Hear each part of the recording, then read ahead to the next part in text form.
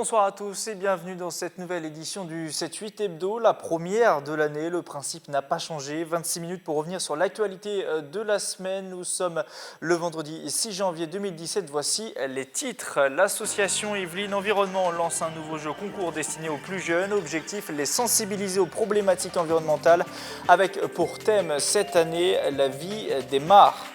Deux invités fil rouge dans cette émission, deux invités pour évoquer la réforme du don d'organes entrée en vigueur le 1er janvier. Nous parlerons avec elles des enjeux et des impacts potentiels de cette réforme. Et dans le reste de l'actualité, nous reviendrons sur la performance de Robert Marchand, 105 ans, qui a parcouru plus de 22 km sur la piste du Vélodrome de Saint-Quentin en Yvelines, ou encore les vœux de la nouvelle maire de Guyancourt, Marie-Christine Le Tarnec.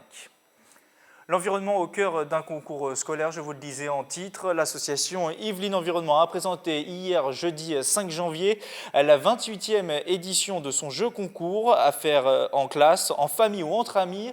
Ce jeu sensibilise les plus jeunes à l'environnement et à la biodiversité. Le thème cette année, la vie dans les mares. Un reportage de Mélanie Poquet et Patrick Jacques de Dixmude. Le thème cette année, ce sont les mares et leur biodiversité.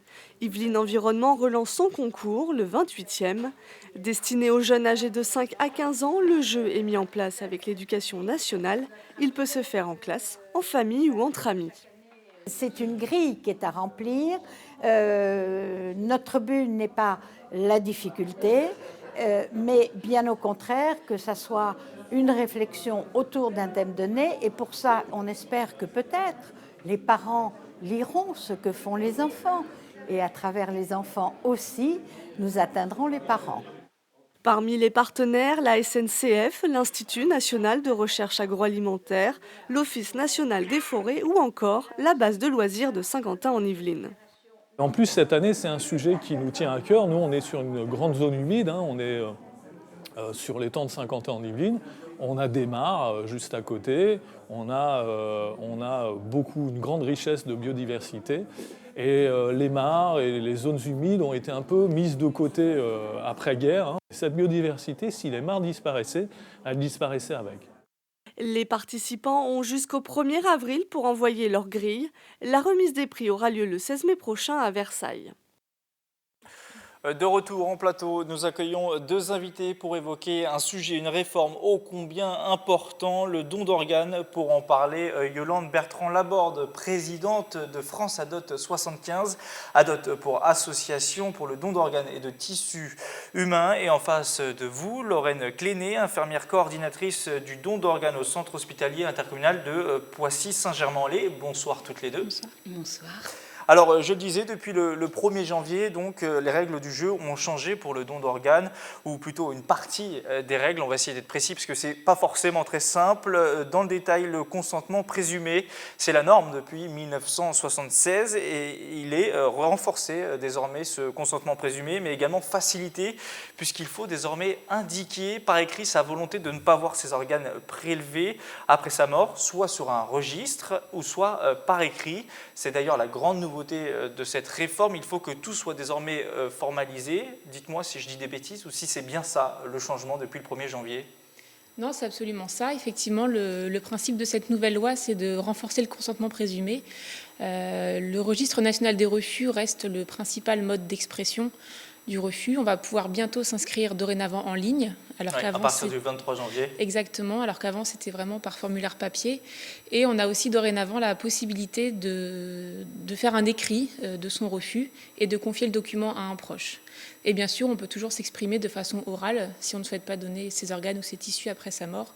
Orale envers les proches qui, eux, doivent le retranscrire aussi à l'écrit. Exactement, voilà, c'est une expression orale envers les proches. Et nous, à l'hôpital, on devra s'entretenir avec les proches et chercher une éventuelle opposition de la part du défunt. Le but d'une telle réforme, c'est de mieux encadrer le don d'organes, ou en tout cas le refus du don d'organes. Alors, je dirais pas mieux encadrer, je dirais préciser les modes d'expression. Et surtout, ce qui serait important, c'est que l'information circule encore davantage pour que chaque citoyen s'exprime. Parce que le grand problème, c'est quand on est en présence de quelqu'un qui peut devenir éventuellement donneur et qu'on n'a pas du tout connaissance de sa volonté. Donc à ce moment-là, les choses se compliquent. Il faut trouver cette volonté et c'est quelquefois pour les coordinateurs et coordinatrices assez compliqué vis-à-vis des proches qui sont en situation difficile à ce moment-là moralement. Toutes les deux, du coup, c'est une réforme que vous saluez, chacun à votre façon, vous du côté médical et vous du côté associatif. C'est des choses c'est une bonne réforme, clairement. Oui, bien sûr, c'est une réforme importante. Et puis c'est vrai que c'est aussi l'occasion de reparler du don et d'inviter, comme vous le disiez, chaque citoyen à se positionner, à réfléchir à cette question-là. Voilà, après ma mort, qu'est-ce que je souhaite? Est-ce que je souhaite donner mes organes, mes tissus, une partie ou tout? C'est vrai que c'est l'occasion d'en discuter au sein de chaque famille et c'est important. Et est-ce que c'est cette réforme... Oui, vous vouliez intervenir aussi? Juste une petite chose, c'est vrai que du coup, on a effectivement des moyens importants, enfin qu'on espère importants pour exprimer le refus, et puis on n'a pas de moyens pour exprimer son accord, et ça, nous, on le déplore un petit peu. Il faudrait, selon vous, inverser la dynamique? Non, pas inverser, mais créer une autre que les dynamique. deux soient possibles. Les chiffres, pour bien comprendre l'enjeu du don d'organes, en 2015, 5 746 personnes ont été greffées. C'est un chiffre en hausse à peu près de 7% par rapport à 2014, mais toujours plus de 14 000 personnes qui sont en attente d'une greffe. Alors clairement, la question qui se pose... Plus de 20 000 qui sont en attente d'une greffe. Et du coup, on se pose la question, est-ce que c'est cette réforme qui va régler tous les problèmes? Non, clairement non. Ça va Elle une va partie améliorer probablement les choses, mais on n'arrivera pas à combler un tel écart comme ça d'un coup de baguette magique parce que la loi est précisée. Non, ça ne suffira pas. Lorraine Cléné, je parlais tout à l'heure de consentement présumé. Est-ce que ça veut dire aujourd'hui, vous qui vivez dans le monde hospitalier, est-ce que ça veut dire aujourd'hui que quelqu'un qui n'a pas dit qu'il ne voulait pas que ses organes soient donnés à quelqu'un d'autre sera forcément du coup consentant et que c'est vous qui aurez du coup le choix final si ça n'a pas été indiqué à l'écrit? Alors, est-ce que ça se passe de façon aussi brutale, entre guillemets? Ça ne se passe pas de façon aussi brutale. Effectivement, le consentement présumé stipule qu'on est tous donneurs après notre mort, sauf si on a exprimé de façon orale ou écrite un éventuel refus. Et nous, notre travail, c'est de chercher auprès des familles une éventuelle opposition du défunt. Si le défunt ne s'est pas exprimé de son vivant contre le don, effectivement, il est donneur.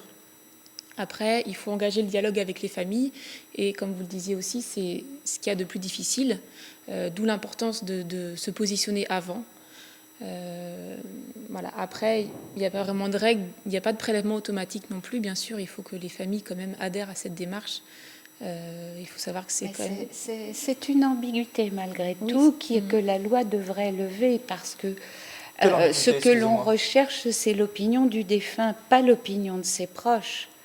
Et malheureusement, quand on ne connaît pas l'opinion du défunt, on a tendance à substituer sa propre opinion à celle qu'il ne peut plus exprimer. Et c'est là qu'il y a souvent des difficultés. Vous le sentez, ça, vous, dans le réel? Ça arrive souvent qu'une famille, vous sentez qu'elle se positionne un peu plus selon ses volontés à elle et pas forcément en fonction du défunt? C'est vraiment la position du défunt qu'on recherche. Après, effectivement, les familles peuvent nous renvoyer des choses qui sont leur opinion à elles et pas forcément l'opinion du défunt. Ce sont des choses qu'on ne peut pas forcément détecter. Et puis, les familles sont aussi importantes, bien sûr. Il faut quand même qu'on prenne soin des familles et aussi qu'on les écoute. Du coup, est-ce que ça aurait un intérêt un peu dans l'idée de ce que disait Madame Laborde, de créer peut-être un registre où on dirait, voilà, moi je veux donner tel organe, si possible évidemment, ou tel tissu? Vous en pensez quoi, vous?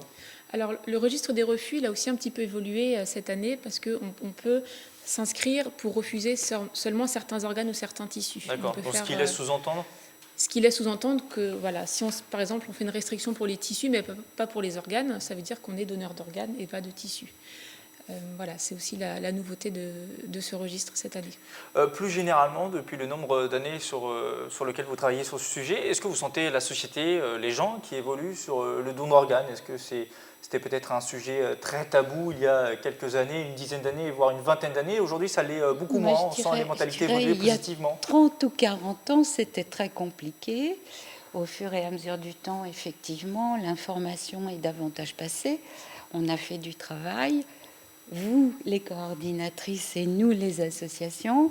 Maintenant, c'est un sujet qui est plus facilement entendu, pas forcément plus facilement admis, mais plus facilement entendu. Et on a quand même le sentiment que c'est ce que vous disiez, moins tabou. C'est un sentiment que vous partagez également? Oui, c'est vrai qu'avec tout le travail qu'on fait d'information et de sensibilisation, on a l'impression que beaucoup de gens adhèrent aux dons et sont donneurs dans la grande majorité des cas. Par contre, sur le terrain, c'est vrai que le taux d'opposition au prélèvement, il reste stable depuis des années. Il est d'environ 33%. Il est même plus au-delà des 40% en Ile-de-France. Ce taux d'opposition, c'est les familles une fois qu'il y a eu le décès? Oui, exactement. Il reste stable ce taux? Il reste stable depuis des années et des années. Quels sont les blocages, du coup, selon vous, encore qui existent au sein de la société? Alors je sais que ça réfère au plus intime de soi-même, au plus profond de soi-même, mais quels sont les blocages que vous percevez, vous, sur le terrain? J'ai eu l'occasion d'en parler avec des familles après coup.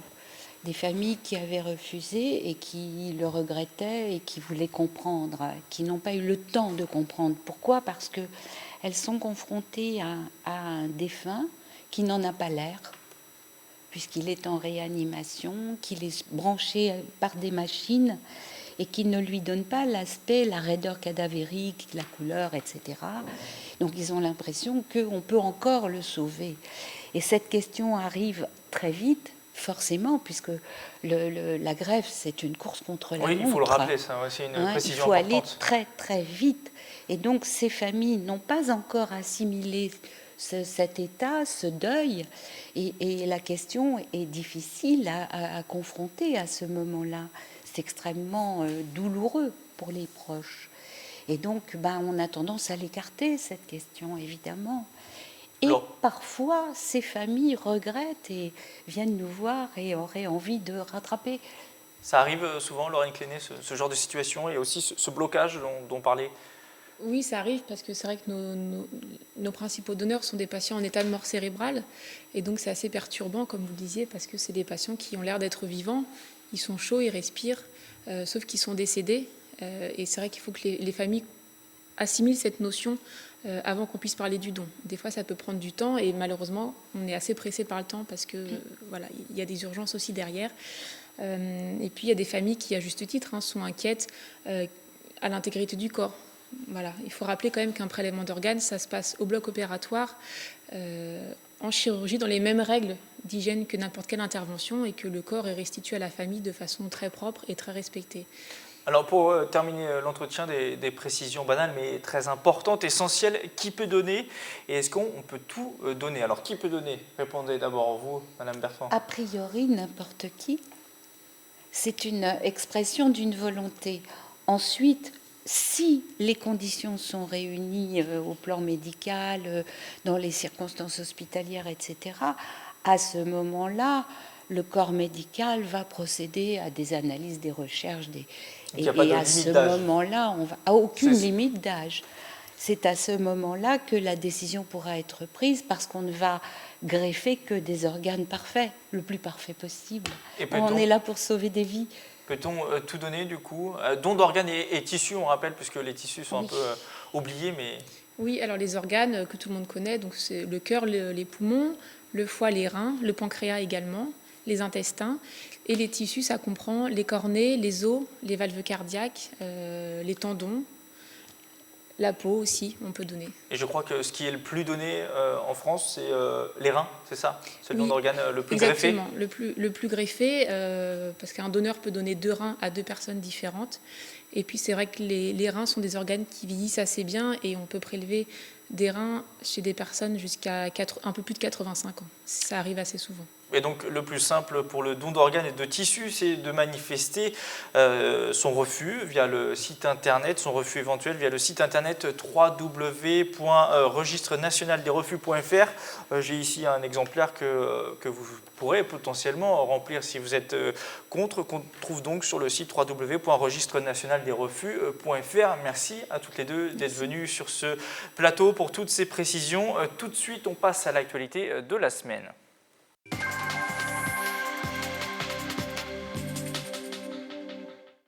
Et l'actualité de la semaine à 50 ans en Yvelines a été marquée bien sûr par l'exploit d'un homme de 105 ans. Robert Marchand a établi un nouveau record sur la piste du vélodrome de Saint-Quentin en Yvelines, plus de 22 km en 1 heure pile. Retour sur cette performance avec Patrick Jacques de Dixmude et notre journaliste sportif Michael Elmidoro.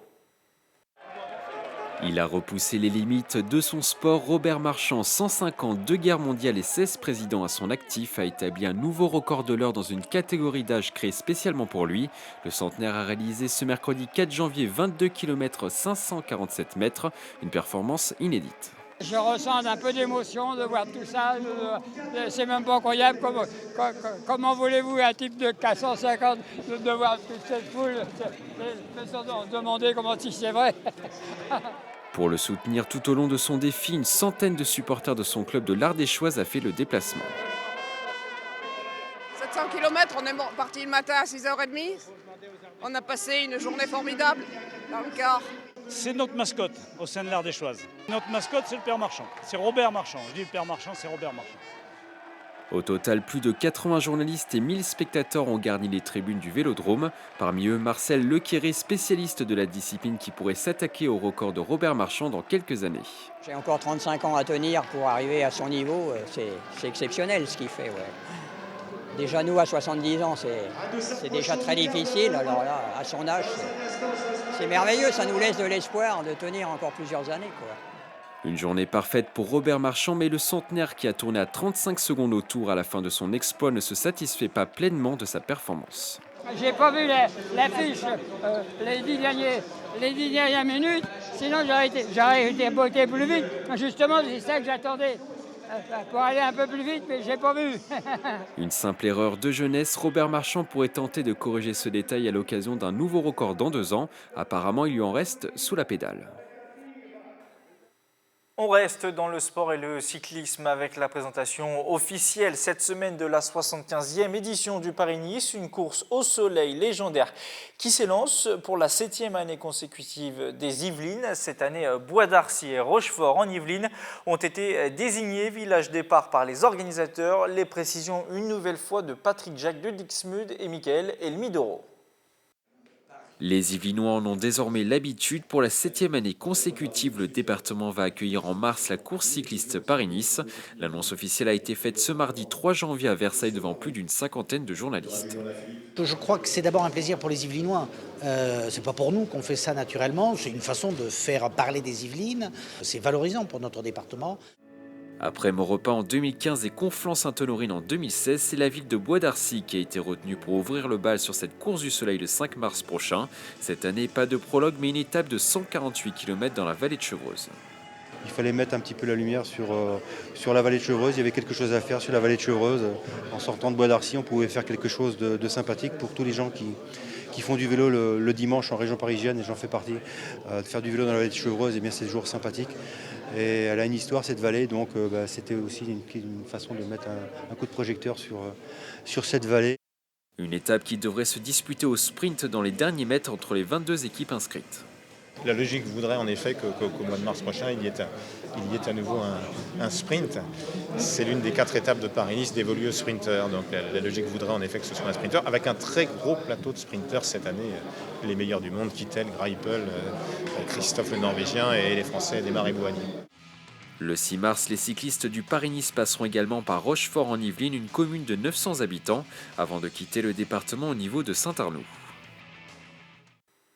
Dans le reste de l'actualité, un peu moins locale, cette fois-ci, c'est parti pour l'édition 2017 du Consumer Electronic Show de Las Vegas, aussi appelé le CES, un salon dédié aux technologies du numérique avec 275 startups. La France est la 3e plus grande délégation présente aux États-Unis. Dans ses rangs, l'entreprise Scale One Portal basée à 50 ans en Yvelines, direction Las Vegas.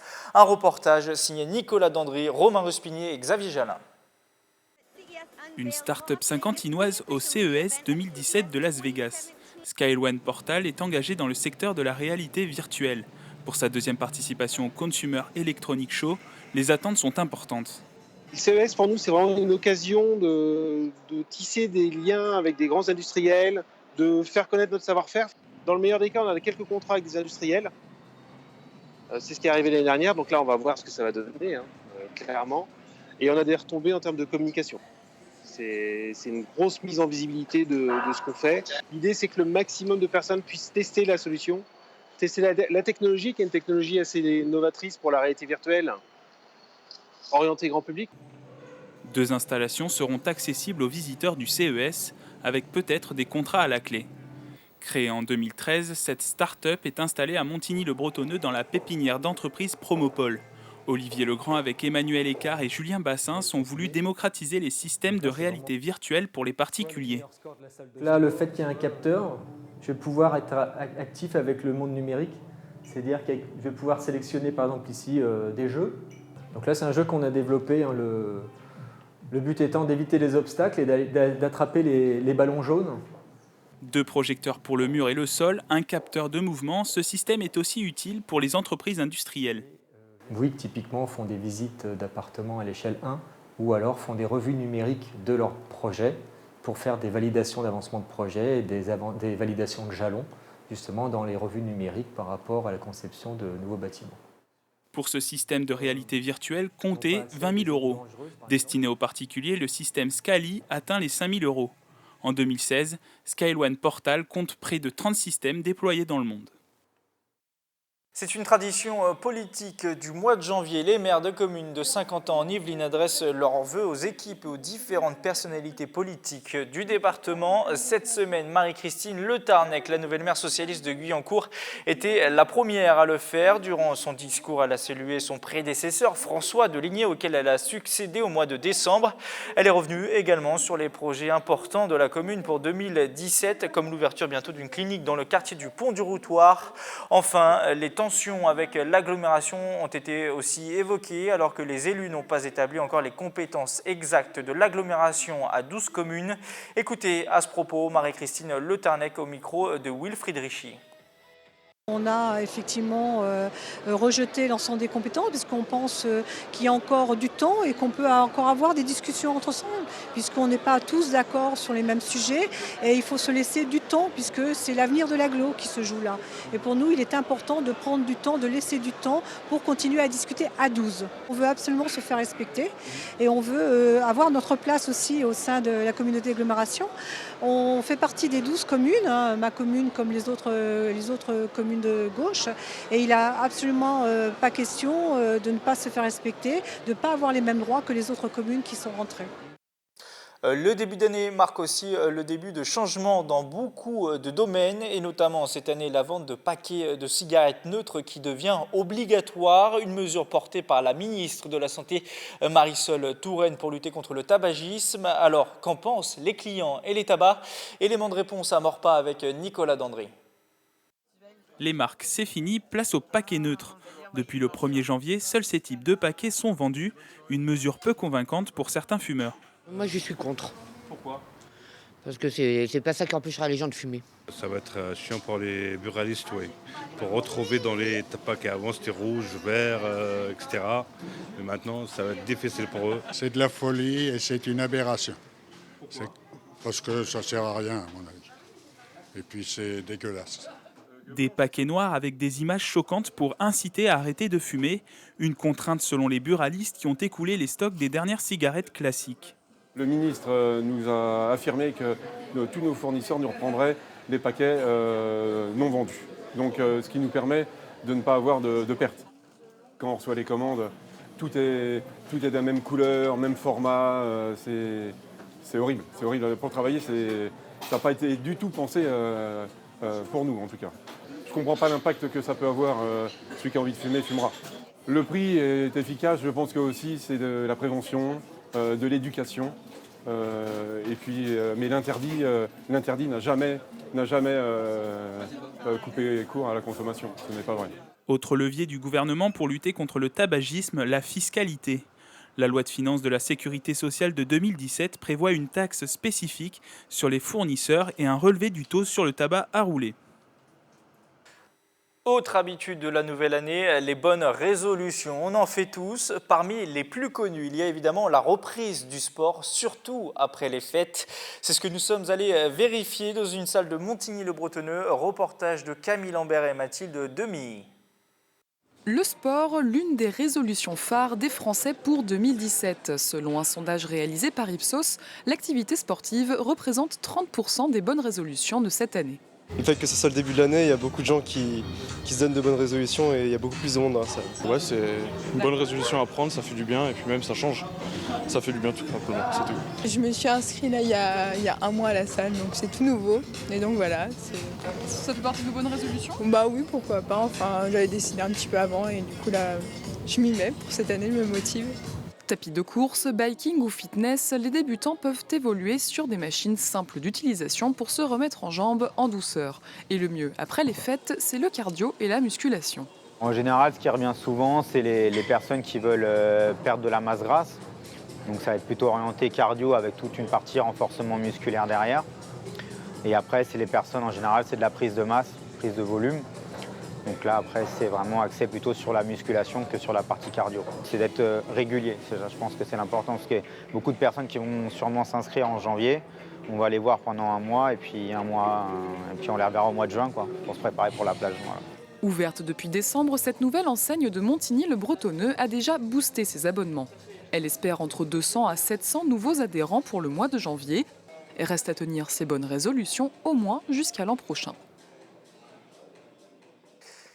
C'est la fin de ce 7-8 hebdo. Merci de nous avoir suivis. Nos reportages sont à retrouver en replay dès maintenant sur notre site internet tvfil78.com ou sur l'application mobile TVFil78.